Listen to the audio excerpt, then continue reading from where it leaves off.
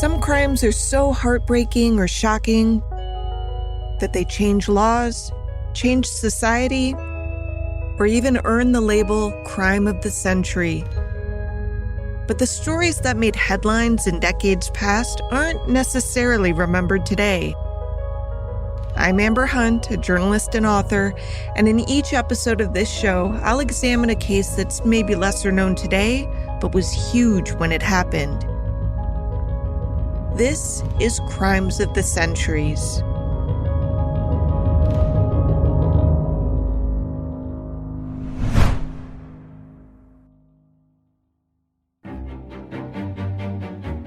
As more and more men climbed aboard the already packed ship deck, they began to grumble. They didn't want to seem ungrateful. They were absolutely elated to be on board this vessel, which was set to finally send them home after months and even years as prisoners of war in enemy territory. But man, this boat was crowded. Like really crowded. It seemed as though people were crammed into every corner of the Sultana, a Cincinnati-built steamer legally approved to carry 376 people. There wouldn't be enough room for everyone to sleep, that's for sure. The men politely lodged their complaints. Are you sure we can all fit on this thing? They even offered a solution. There were other boats docked alongside the Sultana that seemed practically empty. Can't some of us go on one of those instead to split up the load? James Cass Mason, captain and part owner of the steamboat, assured the men that everything was fine. Besides, those other boats might appear less crowded, but they carried diseases. And anyway, you all were just released as prisoners of war. Don't you just want to get home already? The men surely did. I mean, many of them had been held at a Georgia camp called Andersonville that was notoriously deadly. Some of the soldiers who entered that camp went in weighing 180 pounds and came out 100 pounds lighter. As one news story put it, quote, the majority of the men were diseased, emaciated, weakened, and debilitated from their treatment and lack of nourishment in the prison camps. Many had been wounded in battle and had contracted infection and gangrene while in prison. Hundreds suffered from scurvy, dysentery, typhoid, and pneumonia. To a man, they were malnourished, end quote. So they quit their complaining, and an estimated 2,500 people climbed aboard the Sultana in April 1865. That meant that the ship was carrying some 2,000 more people than it should have been. 2 days later, most would be dead.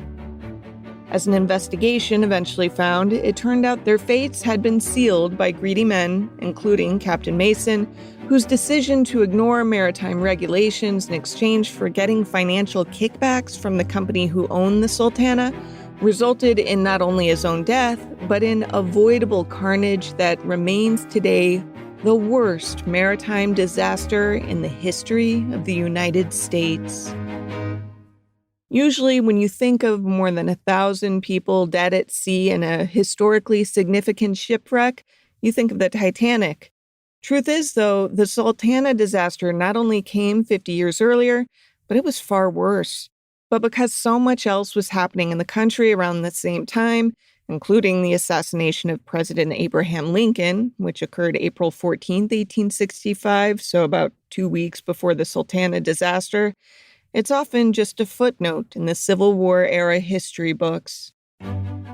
To understand the story, first you have to understand the ship. The Sultana was a 260-foot wooden side-wheeled steam transport built by the John Littlebury Shipyard in Cincinnati in 1862. This is Crimes of the Century's friend Lance Geiger, a.k.a. the History Guy on YouTube. Registering 1,719 tons, she was intended for the lower Mississippi cotton trade, and for 2 years ran a regular route between St. Louis and New Orleans. With a regular crew of 85 and room for 376 passengers and cargo, Geiger looked at the case about 6 years ago for one of his history videos, which are released to some 1.2 million subscribers on YouTube. She was frequently commissioned to transport Union troops during the war. Now, things in the United States were, shall we say, fraught back then. The whole United part of our name was basically tongue-in-cheek, what with the Union and Confederates battling each other in a war that killed more than 600,000 people. It's really hard to appreciate just how deadly this war was. If you were an enlisted soldier, there was a 1 in 4 chance you wouldn't come back alive. Captain James Cass Mason found himself struggling financially as the war came to an end. It was an abrupt change in fortunes for the man, who in March 1864 had bought the Sultana for $80,000 as one of 3 investors. At the start, he owned 3/8 share of the ship and also served as her captain and master. Mason was 34 years old and known to be a skillful navigator of the Mississippi River. But it's clear that Mason hit some tough times, selling all but 1/16 of his interest in the boat. As author Jerry Potter wrote in his book, The Sultana Tragedy, quote, "Everything Captain Mason owned was invested in this small share of the Sultana," end quote. Which is, no doubt, why he was particularly intrigued by an offer that came to him in April of 1865. The Sultana was in Vicksburg, Mississippi, when its captain, J. Cass Mason, was approached by Lieutenant Colonel Reuben Hatch, the chief quartermaster of Vicksburg. Hatch had a deal for Mason. Thousands of federal prisoners who had been held at Confederate prisoner of war camps in Alabama and Georgia had been paroled and had been brought to Vicksburg. The U.S. government offered to pay $5 per enlisted man and $10 per officer to any riverboat captain who was willing to take the paroled prisoners north. Now, that money was paid to the company that owned the line, but company officials knew that to encourage captains and quartermasters to take on as many passengers as possible, they'd need to let that government money trickle down.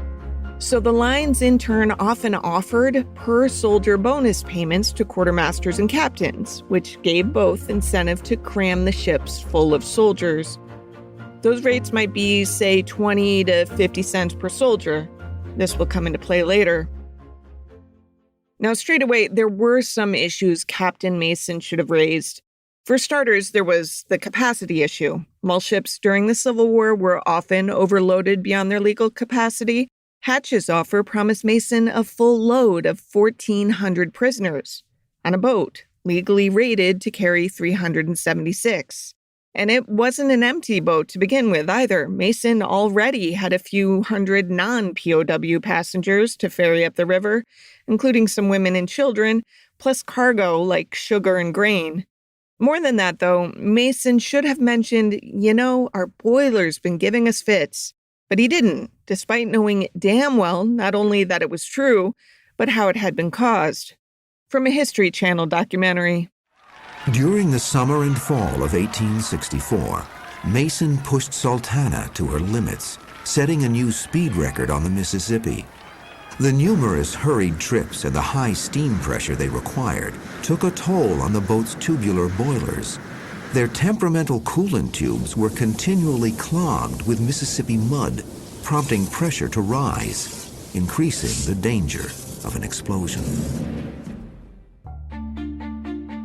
Now, steamboats seemed a godsend when they arrived in the late 1700s and early 1800s, because until they existed, traveling by river was kind of a nightmare.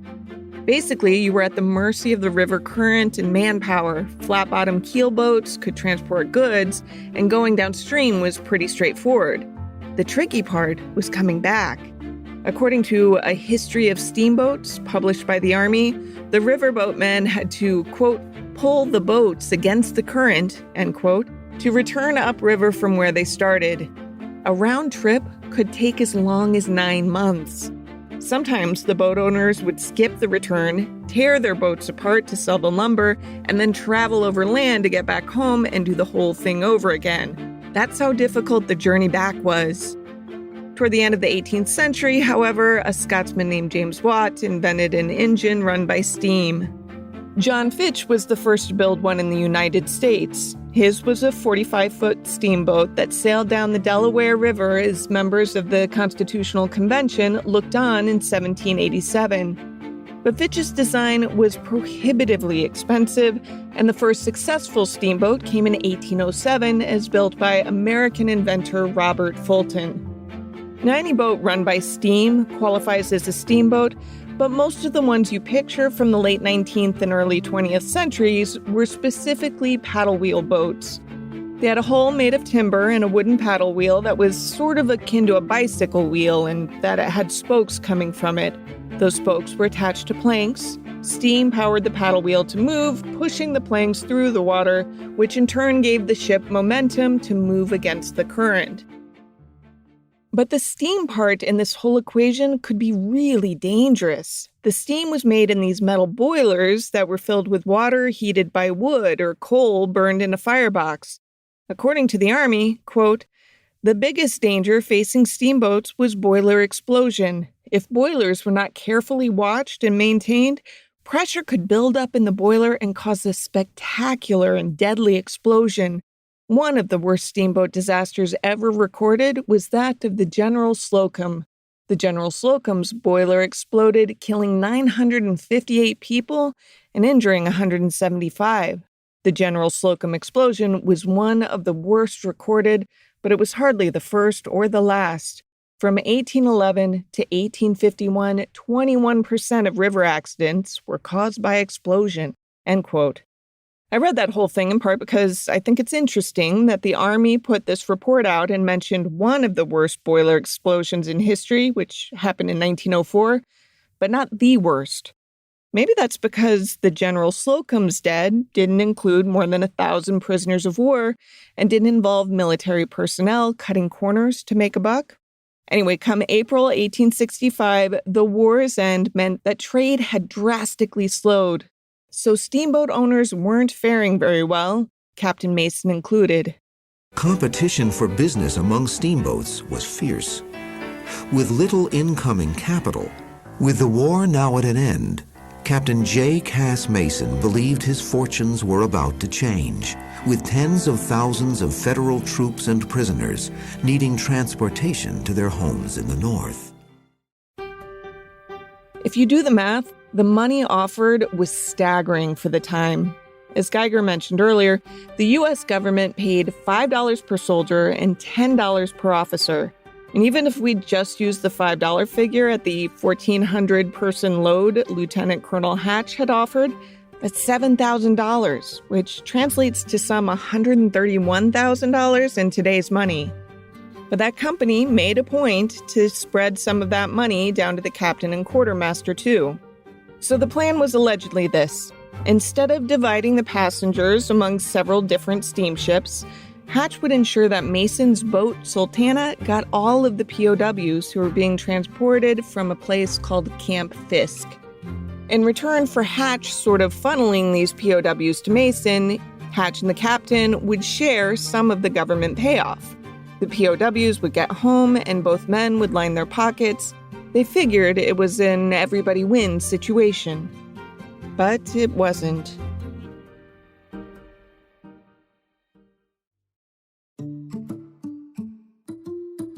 Captain James Cass Mason was so eager to find a way to turn his fortunes that he failed to disclose to Lieutenant Colonel Reuben Hatch an important hiccup.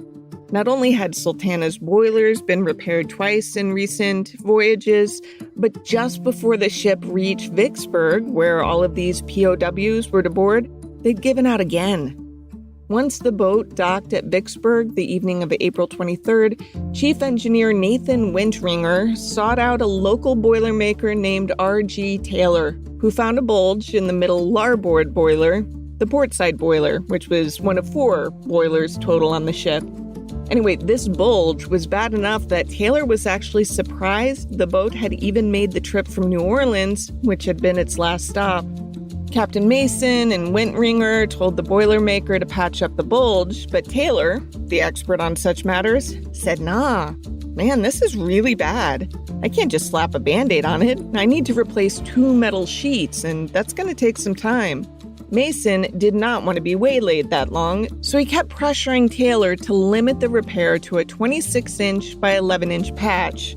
He didn't even want Taylor to take the time to force back the bulge. He seriously said, "Just throw a patch on top of this weak spot that's clearly about to explode and be done with it. I pinky swear I'll get it properly fixed once I make my next stop in St. Louis." While Taylor did as he was told, he was not happy about it. It took him a good 20 hours to make even this half-assed repair, and afterward, he did not consider the boiler safe. which is what makes what happened next all the more disheartening. A steamboat called the Olive Branch happened to dock near the Sultana while the Sultana was still undergoing repairs. It arrived about 1 a.m. overnight on April 23rd. By 9 a.m., it had some 700 passengers, including soldiers headed home, but had none of the Camp Fisk POWs and could have accommodated hundreds more. Someone noticed this. His name was Captain William Franklin Kearns, who was just 24 years old at the time and serving as assistant quartermaster in charge of river transportation for the Mississippi Department. Kearns apparently said, "Hey, you know how you've got all these POWs coming from Camp Fisk to board this one solitary boat? Couldn't some of these men be diverted to Olive Branch instead so that the Sultana won't be so overcrowded?" Captain Mason said, in short, "Shove it." So did one of his superiors, another captain named Frederick Speed. Speed's job was to prepare the rolls, basically make a list of all the soldiers that were going to board the Sultana to head home. In other words, his gig was compiling all the paperwork, which of course was a painstaking process because there was no copy and paste back then. This was all longhand. The idea was, though, that Captain Speed would ready these rolls to properly document which POWs were on the Sultana. And at first, Captain Speed insisted he do this properly, but somewhere along the line, he decided it was okay to cut corners. Hearing how antsy Captain Mason was to get the Sultana back on the river, he agreed that the POWs could, check in as they were boarding rather than have the paperwork done beforehand. So both Speed and Mason told Kearns, "Hey, mind your own business. These soldiers are all fine to board the Sultana together." And that's where things get a wee bit Shakespearean with the sliding doors, what-if scenarios. If Speed had insisted on doing things the way he was supposed to, the way he normally did, in fact, he would have noticed pretty quickly that there weren't some 1,400 POWs ready to board the Sultana. That estimate he had given was hundreds short. And I don't think that Captain Frederick Speed knew what was going on. This is Civil War historian Pam Newhouse speaking to the History Channel. I don't think he took a bribe. They were bringing the men from Camp Fisk in by the train load, about 600 per load. Speed was there physically to load the first train load. Then he went off. Well, when Speed came back, another load had been put on, a second load, train load, and he didn't really realize that. I don't know why someone didn't tell him, but then here came a third load, and Speed thought this was the second load. So Speed made the bad decision to slack on the rolls, then an even worse decision to slack off on counting the train loads of POWs boarding the Sultana. He further screwed up by trusting anyone's word that a ship rated for less than 400 passengers could handle more than 3 times that amount, and screwed up again by not noticing that the actual number of passengers had climbed to more than 5 times that legal limit. Generally, most historians tend to believe, like Newhouse, that Captain Speed was sloppy but probably not crooked. But few believe that about Captain Mason or Lieutenant Colonel Hatch. Mason, as discussed, had some serious financial problems. His moral compass was a little bit suspect, too. He's a northerner, all right, but he was transporting goods to the Confederacy at one point. So I guess maybe he was just not above transporting anything for the buck. Reuben Hatch seemed another story, at least if you got the Cliff's Notes version of his life. If you condensed his tale to a highlight reel, it would come off like this. Hatch had received numerous glowing letters praising his character, including some written by President Abraham Lincoln, before the Ford Theater incident, of course. He had some of the nation's most powerful men endorsing him for a promotion. It all sounds good, but once you dig a little deeper, Hatch's reputation starts to tarnish. The kind words tossed his direction really had more to do with his high-ranking brother, Ozias Mather Hatch, who served as Abraham Lincoln's Illinois Secretary of State. While Ozias was largely scandal-free, not so his brother. Reuben Hatch had been repeatedly accused of, and even relieved of duty for, supposedly scheming to steal tons of money from the government. He was chief quartermaster for the Mississippi Department, His job was to keep the army supplied with food, fuel, and materials. And he was basically an army storekeeper. As author Jerry Potter wrote, quote, "Since the quartermaster controlled large sums of government funds, many men during the Civil War used this position for personal gain. Reuben Hatch was one such man," end quote. His alleged scheme went something like this. He would say, buy lumber from dealers in Chicago for $9.50 per 1,000 feet. But he would insist that the dealers write receipts out showing that he had paid $10, not $9.50. But he really only paid $9.50. Then he would submit the receipts to the government, which would reimburse him 50 cents more per 1,000 feet than he'd actually paid, allowing him and his cronies to split the profit. The lumbermen felt icky about this, though, what with a war going on and men dying left and right and such. So they ended up telling journalists at the Chicago Tribune about the scheme and asking them to investigate. The Tribune did so, yay, Fourth Estate. The Fourth Estate refers to journalists, in case you don't know.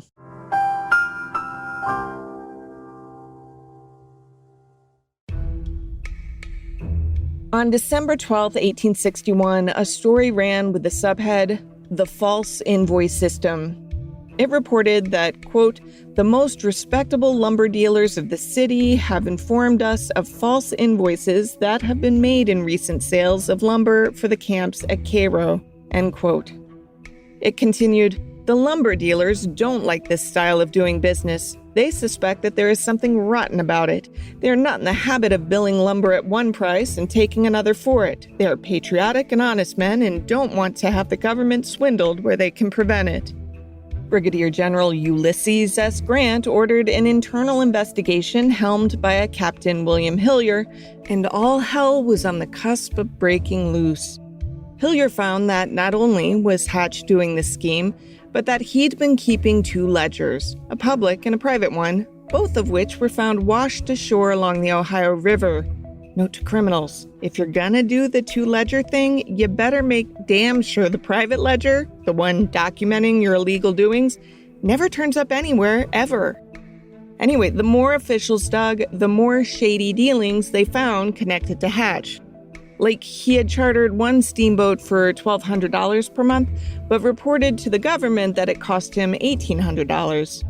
A court-martial was ordered, and an assistant to the Secretary of War said in a letter that, quote, "The condition of affairs under Hatch was about as bad as could well be imagined," end quote. In modern lingo, that translates to, Hatch is guilty as sin. But Hatch got his brother involved, and Ozias Hatch's close relationship with President Lincoln put a halt to the investigation, and in 1863, Reuben Hatch was appointed chief quartermaster for the Eastern District of Arkansas. Now, the reason I spelled all this out is to explain that this Hatch fellow had been accused of profiteering before, and, as spelled out by a documentary called The Sultana from WSKG Public Media, story has it that he was getting a kickback from the Merchants and People's Line. That's the company that owned the Sultana. And so he was guaranteeing them a healthy payload, and in turn, he would get a kickback for doing that. In other words, Reuben Hatch, he's one of the villains of the story. Not the only villain, mind you, but certainly one of the worst.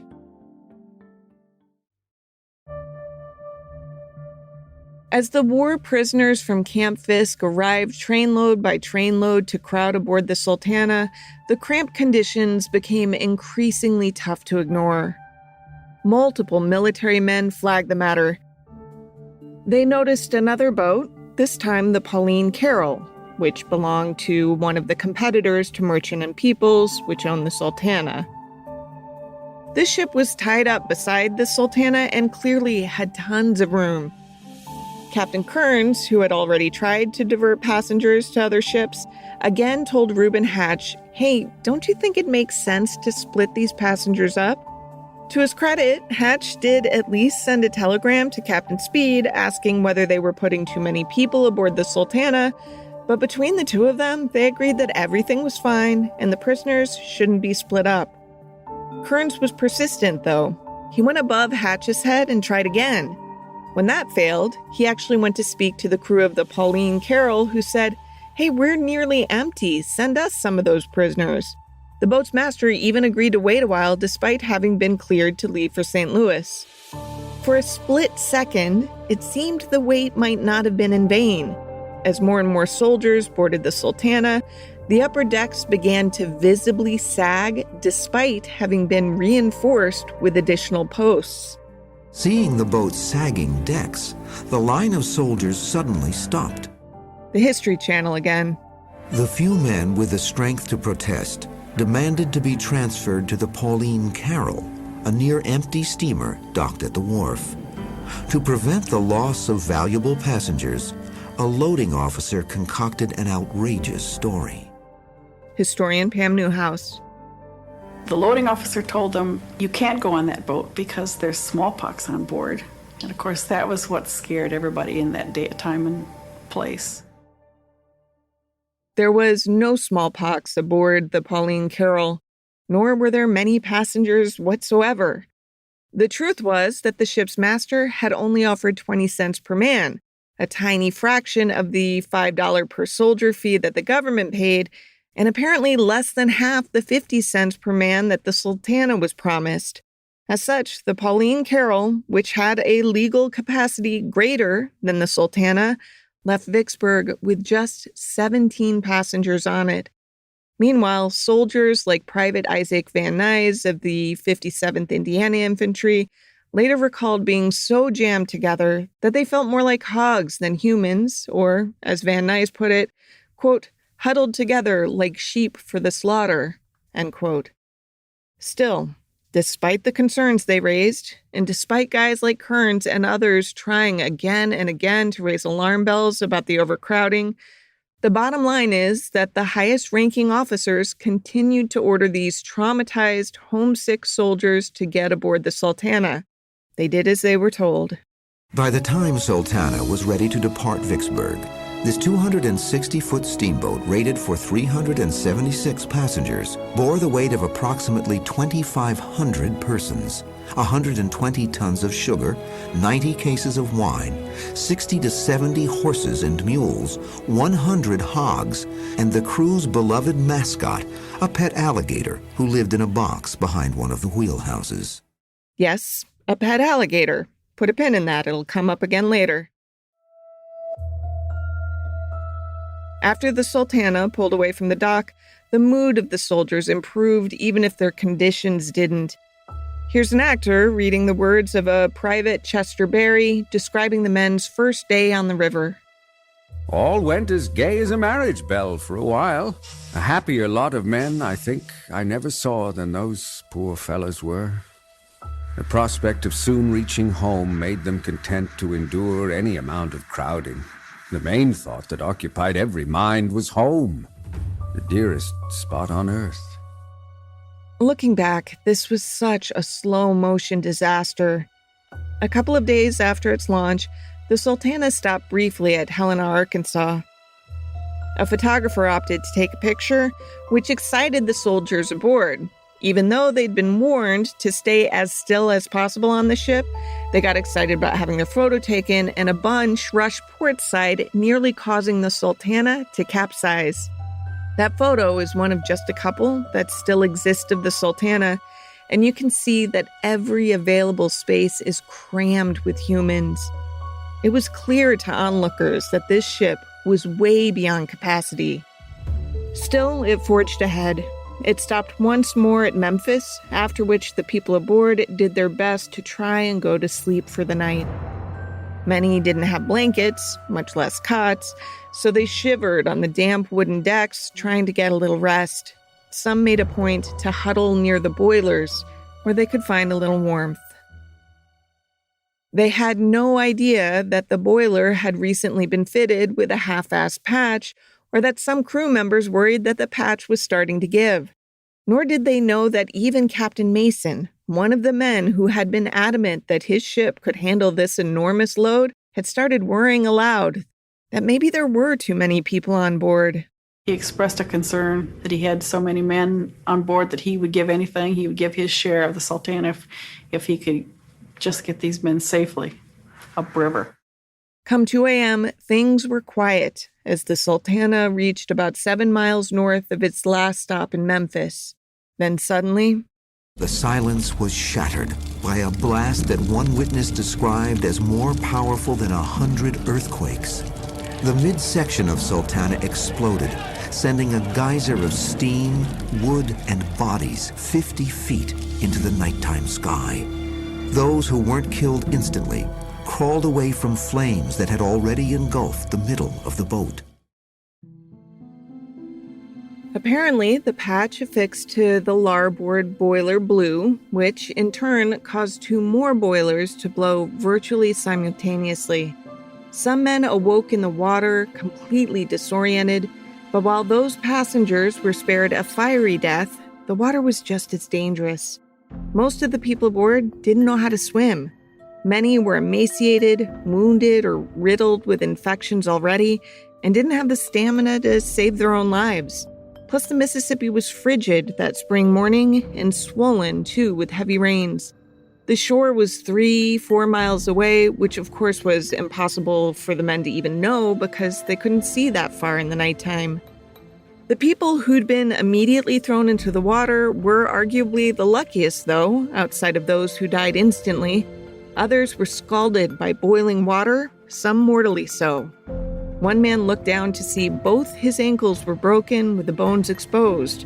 He hastily made himself makeshift tourniquets and then jumped into the filthy river with his wounds open.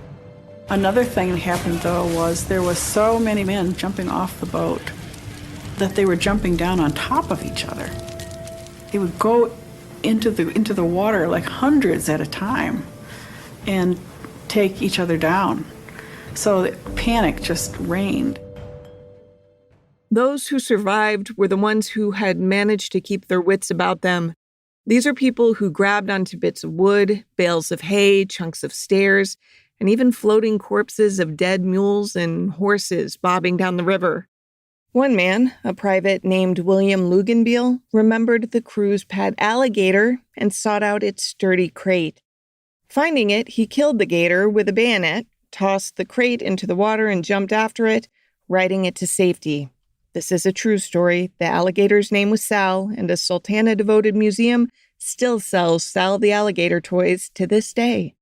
And we know these stories because the men who lived to tell them either wrote them down or testified about them in the one eventual trial that aimed to hold someone, anyone, accountable. The government pursued 3 separate investigations, and ultimately court-martial charges were placed against Captain Frederick Speed, the exchange officer who had miscounted the number of men at Camp Fisk. Speed was initially convicted, but his court-martial was later overturned. No one else was ever tried for the disaster. In fairness, Speed's actions were sloppy, but he had initially tried to push back on cutting corners with the rules and also initially objected to putting all the soldiers on a single vessel.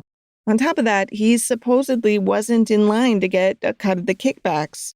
Mostly, it seems Speed was an idiot who believed others when they said things would be fine. You might be wondering why Captain Mason wasn't court-martialed. His story is a complicated one. He was not injured in the initial explosion, but he was seen immediately tearing off pieces of wood from the wreckage and throwing them into the water for survivors to cling to. Survivors reported seeing him racing from deck to deck, helping as many people as he could. He was never seen leaving the wreck, and his body was never recovered. He was 34 years old when he went down with his ship.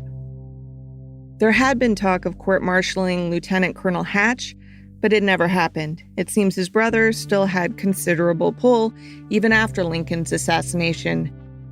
Reuben Hatch instead was relieved of his quartermaster duties on June 3, 1865, then honorably mustered out of the Army toward the end of July.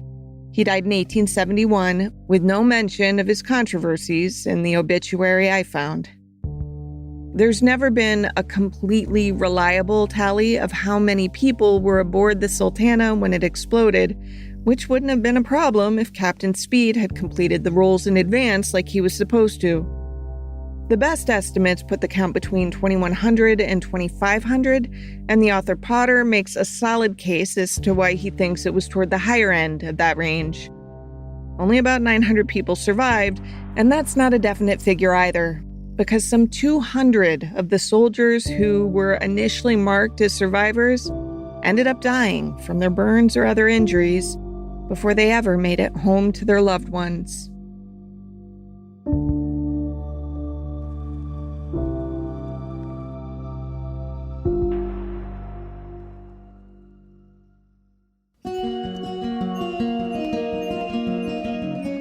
To research this story, I read part of one book that was too boring to finish, then switched to Jerry Potter's The Sultana Tragedy, America's Greatest Maritime Disaster. I also watched documentaries from the History Channel and my buddy Lance Geiger's episode on the History Guy. Other information came from contemporary news reports.